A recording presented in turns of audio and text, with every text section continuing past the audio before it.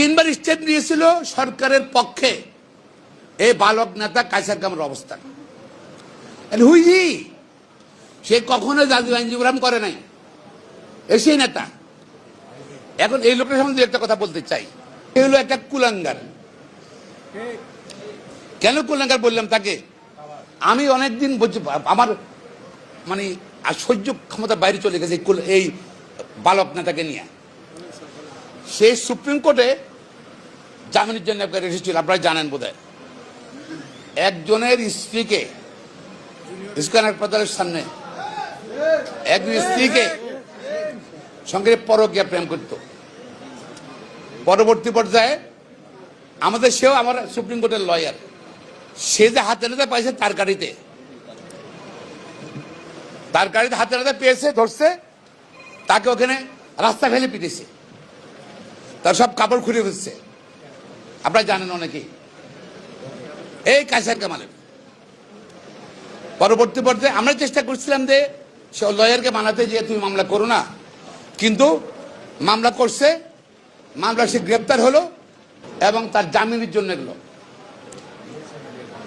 জামিনের জন্য যাওয়ার পর হাইকোর্টে আসার পর হাইকোর্ট তাকে জামিন দিল একটা শর্তে, স্ট্যাম্পের উপর আন্ডারটেকিং দিতে হবে, জেল থেকে বের হওয়ার পরে ওই মহিলার কাছে যাইতে পারবে না, ওই লোকের ওই লয়ার স্ত্রীর কাছে যেতে পারবে না। উনি সে আন্ডারটেকিংটা দিয়েছেন। এই আন্ডারটেকিং সেখানে আপনার কপি দিয়েছে, দেখবেন। যেই লোক এত নৈতিক স্খলন আর চুরি করে বেটা, চুরি ধরা বড় স্কেল লেখা নাকি মারিকা স্কেল লেখা, সেই লোক কিভাবে নেতা হয়? সেই লোক কিভাবে সুপ্রিম কোর্টে নেতা হয়? এটা শিক্ষিত, এই শিক্ষিত লেখছে আই ব্যারিস্টার কায়সার কামাল, পেয়েছেন নাকি এটা? সেখানে বলছে সুপ্রিম কোর্টে সে আন্ডারটেকিং দিয়েছে, আগে সুপ্রিম তাই আন্ডারটেকিং দিয়ে এই লোকটা যেতে পারিছে সে, এবং পরবর্তীতে জাজমেন্ট দিয়েছে কোর্ট, জাজমেন্ট এখানে লেখা আছে। সেখানে স্বীকার করেছে মরম খন্দকার মাহবুব হোসেন সাহেব, সে বলছে উনি তার পক্ষে দোষ স্বীকার করেছে, অপরাধ করেছে, ক্ষমা করে দেন, আন্ডারটেকিং রাজি আছে সে।